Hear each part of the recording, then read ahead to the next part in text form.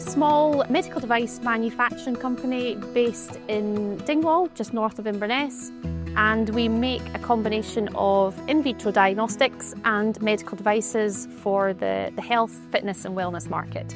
We have a product on the market which is CE marked, and that's our Kia Smart blood glucose and ketone monitoring system. That is on the NHS drug tariff, and it's available to patients who have diabetes, and we are developing a continuous glucose monitoring sensor as well. On a typical day, we can be manufacturing, we can be testing things in the laboratories, we can be coming up with new ideas, new innovations. I think the biggest success we have is the people that work for GlucoRx Technologies, particularly on the Dingwall site.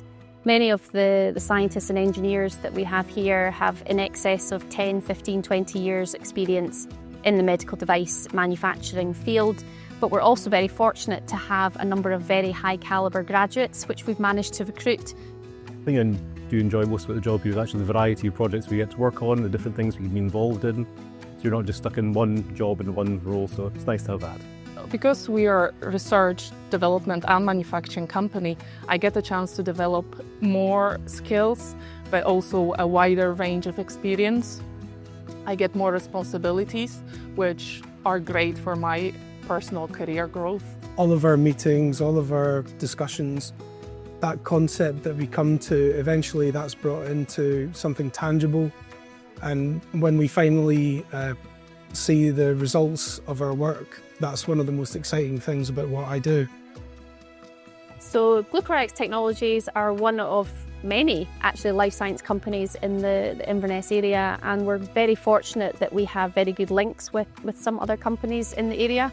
Not only looking for consultancy support, but also we help other companies in particular areas of innovation and development.